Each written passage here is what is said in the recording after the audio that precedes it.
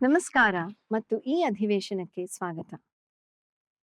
Ultrasonic device ಚರ್ಮವನ್ನು exfoliate ಮಾಡಲು ಮತ್ತು ರಕ್ತದ ಹರಿವನ್ನು ಉತ್ತೇಜಿಸಲು ಹೈ ಫ್ರೀಕ್ವೆನ್ಸಿ ಧ್ವನಿ ತರಂಗಗಳನ್ನು ಬಳಸುತ್ತದೆ. ಇದು ರಕ್ತ ಪರಿಚಲನೆಯನ್ನು ಹೆಚ್ಚಿಸಿ ಕಾಂತಿಯುತವಾದ ತಾರುಣ್ಯದ ಮೈಬಣ್ಣಕ್ಕೆ ಕಾರಣವಾಗುತ್ತದೆ. ಉದ್ದೇಶಗಳು: ಈ ಅಧಿವೇಶನದ ಕೊನೆಯಲ್ಲಿ ನಿಮಗೆ ಇವುಗಳನ್ನು ಮಾಡಲು ಸಾಧ್ಯವಾಗುತ್ತದೆ.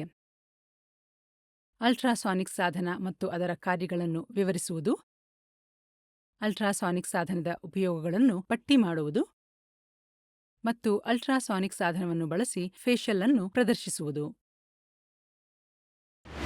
ಅಲ್ಟ್ರಾಸಾನಿಕ್ ಸಾಧನ ಮತ್ತು ಅದರ ಕಾರ್ಯಗಳು. ಅಲ್ಟ್ರಾಸಾನಿಕ್ ಫೇಶಿಯಲ್ ಸಾಧನ ಯಾವುದು ಎಂದು ನಾವು ಮೊದಲು ನೋಡೋಣ. ಅಲ್ಟ್ರಾಸಾನಿಕ್ ಫೇಶಿಯಲ್ ಸೌಂದರ್ಯ ಸಾಧನವು ಚರ್ಮವನ್ನು ಆಳವಾಗಿ ಶುದ್ಧೀಕರಿಸಲು ಮತ್ತು ಎಕ್ಸ್ಫೋಲಿಯೇಟ್ ಮಾಡಲು ಹೈ ಫ್ರೀಕ್ವೆನ್ಸಿ ಧ್ವನಿ ತರಂಗಗಳನ್ನು ಬಳಸುತ್ತದೆ. ಈ ಸಾಧನವು ಸಾಮಾನ್ಯವಾಗಿ ಸಣ್ಣ ಫ್ಲಾಟ್ ಲೋಹದ ಸ್ಪ್ಯಾಟುಲಾವನ್ನು ಹೊಂದಿರುತ್ತದೆ. ಇದು ಚರ್ಮದ ಸಂಪರ್ಕಕ್ಕೆ ಬಂದಾಗ ಅಲ್ಟ್ರಾಸಾನಿಕ್ ಫ್ರೀಕ್ವೆನ್ಸಿಗಳಲ್ಲಿ ವೈಬ್ರೇಟ್ ಆಗುತ್ತದೆ. ಇದರಿಂದ ಚರ್ಮದ ಟಿಶ್ಯೂ ವೈಬ್ರೇಟ್ ಆಗಿ ಡೆಡ್ ಸ್ಕಿನ್ ಸೆಲ್ಗಳು, ಕೊಳೆ ಮತ್ತು ಇತರ ಕಲ್ಮಶಗಳನ್ನು ಚರ್ಮದಿಂದ ಸಡಿಲಗೊಳಿಸಿ ತೆಗೆದುಹಾಕಲು ಸಹಾಯ ಮಾಡುತ್ತದೆ. ಕ್ಯಾವಿಟೇಷನ್ ಎಂದು ಕರೆಯಲ್ಪಡುವ ಈ ಪ್ರಕ್ರಿಯೆಯು ರಂಧ್ರಗಳನ್ನು ತೆರೆದು ಆರೋಗ್ಯಕರ ಸ್ಕಿನ್ ಸೆಲ್ಗಳನ್ನು ಉತ್ತೇಜಿಸುತ್ತದೆ. ಅಲ್ಟ್ರಾಸಾನಿಕ್ ಚಿಕಿತ್ಸೆಯು ಚರ್ಮದ ಎಲಾಸ್ಟಿಸಿಟಿ ಮತ್ತು ದೃಢತೆಯನ್ನು ಕಾಪಾಡಿಕೊಳ್ಳಲು ಅವಶ್ಯಕವಾದ ಕೊಲಾಜನ್ ಉತ್ಪಾದನೆಯನ್ನು ಮತ್ತಷ್ಟು ಉತ್ತೇಜಿಸುತ್ತದೆ. ಅಲ್ಲದೆ ಇದು ರಕ್ತ ಪರಿಚಲನೆಯನ್ನು ಉತ್ತೇಜಿಸಿ ಒಟ್ಟಾರೆ ಚರ್ಮದ ಆರೋಗ್ಯ ಮತ್ತು ಅಂದವನ್ನು ಹೆಚ್ಚಿಸುತ್ತದೆ. ಅಲ್ಟ್ರಾಸಾನಿಕ್ ಸಾಧನದ ಉಪಯೋಗಗಳು. ಅಲ್ಟ್ರಾಸಾನಿಕ್ ಫೇಶಿಯಲ್ ಚಿಕಿತ್ಸೆಯ ಉಪಯೋಗಗಳನ್ನು ಈಗ ನೋಡೋಣ. ಅಲ್ಟ್ರಾಸಾನಿಕ್ ಫೇಶಿಯಲ್ ಚಿಕಿತ್ಸೆಯು ಸಾಮಾನ್ಯವಾಗಿ ಕೆಳಗಿನ ಚರ್ಮದ ಪ್ರಕಾರಗಳು ಮತ್ತು ಪರಿಸ್ಥಿತಿಗಳಿಗೆ ಪ್ರಯೋಜನಕಾರಿಯಾಗಿದೆ: ಮುದಿ ಚರ್ಮ, ಏರುಪೇರಿನ ಚರ್ಮ, ಮೊಡವೆ ಪೀಡಿತ ಚರ್ಮ, ಸುಕ್ಕುಗಳು, ಬಿಸಿಲಿನಿಂದ ಹಾನಿಗೊಳಗಾದ ಚರ್ಮ ಮತ್ತು ಶುಷ್ಕ ಮತ್ತು ಡಿಹೈಡ್ರೇಟ್ ಚರ್ಮ.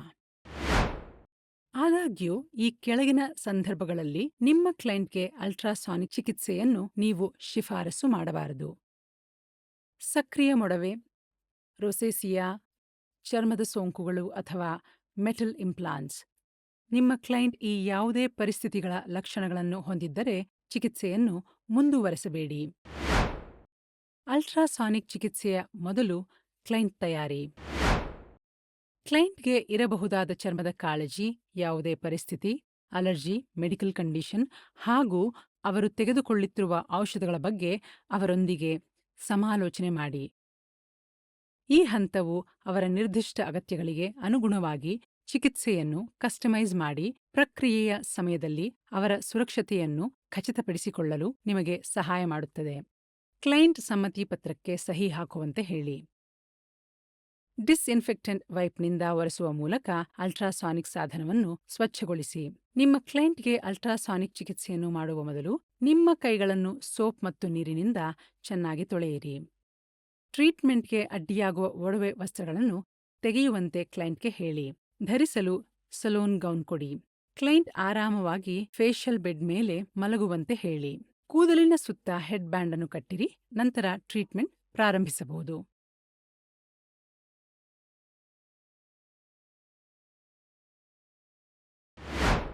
ಅಲ್ಟ್ರಾಸಾನಿಕ್ ಚಿಕಿತ್ಸೆಯ ವಿಧಾನ. ಕ್ಲೈಂಟ್ಗೆ ಅಲ್ಟ್ರಾಸಾನಿಕ್ ಚಿಕಿತ್ಸೆಯನ್ನು ಹೇಗೆ ಮಾಡುವುದು ಎಂಬುದನ್ನು ಈಗ ನೋಡೋಣ. ಈ ವಿಧಾನವು 5 ಮುಖ್ಯ ಹಂತಗಳನ್ನು ಒಳಗೊಂಡಿದೆ. ಅವುಗಳೆಂದರೆ: ಹಂತ 1 ಚರ್ಮವನ್ನು ಸ್ವಚ್ಛಗೊಳಿಸುವುದು, ಹಂತ 2 ವಾಟರ್ ಸೊಲ್ಯೂಷನ್ ಅನ್ನು ಹಚ್ಚುವುದು, ಹಂತ 3 ಅಲ್ಟ್ರಾಸಾನಿಕ್ ಸಾಧನವನ್ನು ಜೋಡಿಸುವುದು ಅಥವಾ ರೆಡಿಗೊಳಿಸುವುದು, ಹಂತ 4 ಟ್ರೀಟ್ ಮಾಡುವುದು ಮತ್ತು ಹಂತ 5 ಚರ್ಮವನ್ನು ಉಪಶಮನಗೊಳಿಸುವುದು. ಈಗ ಪ್ರತಿಯೊಂದು ಹಂತವನ್ನು ವಿವರವಾಗಿ ನೋಡೋಣ. ಕ್ಲೆನ್ಸಿಂಗ್ ಮಿಲ್ಕ್ನೊಂದಿಗೆ ಕ್ಲೈಂಟ್ನ ಮುಖದಿಂದ ಮೇಕಪ್ ಹಾಗೂ ಜಿಡ್ಡು ತೆಗೆಯುವ ಮೂಲಕ ಪ್ರಾರಂಭಿಸಿ.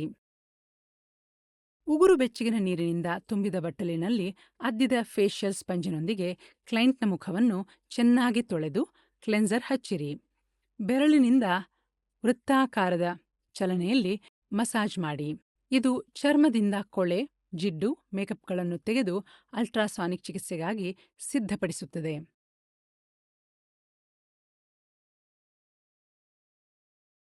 ಸಣ್ಣ ಬೌಲ್ ಅಥವಾ ಪಾತ್ರೆಯಲ್ಲಿ ಡಿಸ್ಟಿಲ್ಡ್ ಅಥವಾ ಶುದ್ಧೀಕರಿಸಿದ ನೀರನ್ನು ತುಂಬಿಸಿ. ಚಿಕಿತ್ಸೆಯ ಪ್ರಯೋಜನಗಳನ್ನು ಹೆಚ್ಚಿಸಲು ಆಲೋವೆರಾ ಜೆಲ್ ಅಥವಾ ರೋಸ್ ವಾಟರ್ನಂತಹ ಸ್ಕಿನ್ ಕೇರ್ ಪದಾರ್ಥಗಳನ್ನು ಸೇರಿಸಬಹುದು. ಸಲ್ಯೂಷನ್ ಅನ್ನು ಚೆನ್ನಾಗಿ ಮಿಶ್ರಣ ಮಾಡಿ.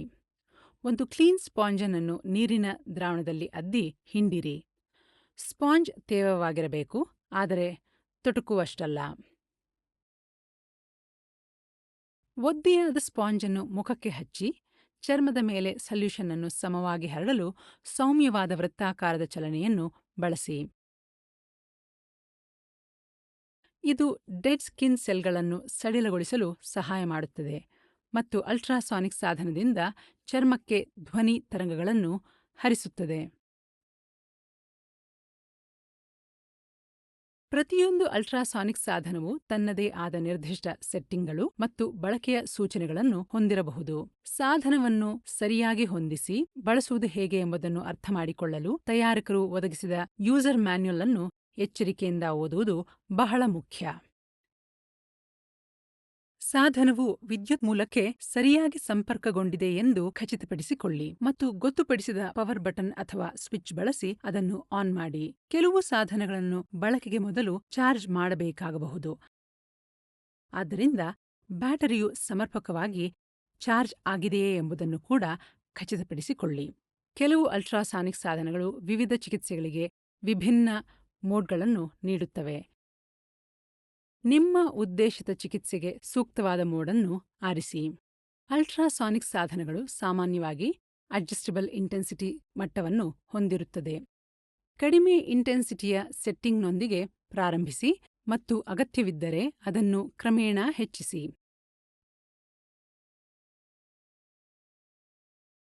ಸ್ಪ್ಯಾಟುಲಾವನ್ನು 45 ಡಿಗ್ರಿ ಕೋನದಲ್ಲಿ ಹಿಡಿದುಕೊಂಡು ಜೆಲ್ ಮತ್ತು ಕ್ಲೈಂಟ್ನ ಚರ್ಮದೊಂದಿಗೆ ನಿರಂತರ ಸಂಪರ್ಕದಲ್ಲಿ ಇರುವಂತೆ ಚರ್ಮದ ಮೇಲೆ ನಿಧಾನವಾಗಿ ಗ್ಲೈಡ್ ಮಾಡಿ. ಕ್ಲೈಂಟ್ ಹಿತವನ್ನು ಗಮನದಲ್ಲಿಟ್ಟುಕೊಂಡು ಅಗತ್ಯವಿರುವಷ್ಟು ವೇಗ ಮತ್ತು ಒತ್ತಡವನ್ನು ಬಳಸಿ. ಉತ್ತಮ ಅಭ್ಯಾಸ. ಯಾವುದೇ ತೊಂದರೆ ಅಥವಾ ಕಿರಿಕಿರಿಯನ್ನು ತಪ್ಪಿಸಲು ಸಾಧನವನ್ನು ಯಾವಾಗಲೂ ಚಲಿಸುತ್ತಿರುವಂತೆ ನೋಡಿಕೊಳ್ಳಿ.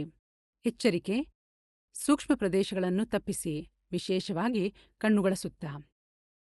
ಅವಶ್ಯವಾದರೆ ಚಿಕಿತ್ಸೆಯ ಸಮಯದಲ್ಲಿ ನಿರ್ದಿಷ್ಟ ಪ್ರದೇಶಗಳ ಮೇಲೆ ಹೆಚ್ಚು ಕೇಂದ್ರೀಕರಿಸಿ. ಕಲ್ಮಶಗಳನ್ನು ತೆಗೆದುಹಾಕಿದ ನಂತರ ನೀರಿನ ದ್ರಾವಣವು ಚರ್ಮದ ಹೊಸ ಕೋಶಗಳನ್ನು ಹೊಕ್ಕು ಹೈಡ್ರೇಟ್ಗೊಳಿಸುತ್ತದೆ. ಎಚ್ಚರಿಕೆ: ಪ್ರದೇಶವನ್ನು ಅತಿಯಾಗಿ ಟ್ರೀಟ್ಮೆಂಟ್ ಮಾಡದಿರಿ, ಏಕೆಂದರೆ ಇದು ಚರ್ಮಕ್ಕೆ ಹಾನಿ ಮತ್ತು ಕಿರಿಕಿರಿಯನ್ನು ಉಂಟುಮಾಡಬಹುದು. ಚಿಕಿತ್ಸೆಯು ಪೂರ್ಣಗೊಂಡ ನಂತರ ಸಾಧನವನ್ನು ಆಫ್ ಮಾಡಿ ಅಧಿಕ ದ್ರವವನ್ನು ಚರ್ಮದಿಂದ ನಿಧಾನವಾಗಿ ತೆಗೆದುಹಾಕಲು ಸ್ವಚ್ಛವಾದ ಒದ್ದೆ ಬಟ್ಟೆಯನ್ನು ಬಳಸಿ. ಬೆಚ್ಚಗಿನ ನೀರಿನಲ್ಲಿ ಅದ್ದಿದ ಫೇಶಿಯಲ್ ಸ್ಪಂಜಿನಿಂದ ಮುಖವನ್ನು ತೊಳೆಯಿರಿ. ಕ್ಲೈಂಟ್ನ ಮುಖದ ಮೇಲೆ ಕಾಟನ್ ಪ್ಯಾಡ್ನಿಂದ ಫೇಶಿಯಲ್ ಲೋಷನ್ ಅನ್ನು ಹಚ್ಚಿ ಟಿಶ್ಯೂ ಪೇಪರ್ನಿಂದ ಒಣಗಿಸಿ. ಅಂತಿಮವಾಗಿ ಚರ್ಮವನ್ನು ಉಪಶಮನಗೊಳಿಸಲು ಸೌಮ್ಯವಾದ ಮಾಯಿಶ್ಚರೈಸರ್ ಅನ್ನು ಹಚ್ಚಿರಿ. ಬಳಕೆಯ ನಂತರ ಅಲ್ಟ್ರಾಸಾನಿಕ್ ಸಾಧನವನ್ನು ಡಿಸ್ಇನ್ಫೆಕ್ಟೆಂಟ್ ವೈಪ್ನಿಂದ ಒರೆಸಿ. ಸ್ಯಾನಿಟೈಸ್ ಮಾಡಲು ಮರೆಯದಿರಿ. ಇದು ನಮ್ಮನ್ನು ಈ ಅಧಿವೇಶನದ ಅಂತ್ಯಕ್ಕೆ ತರುತ್ತದೆ.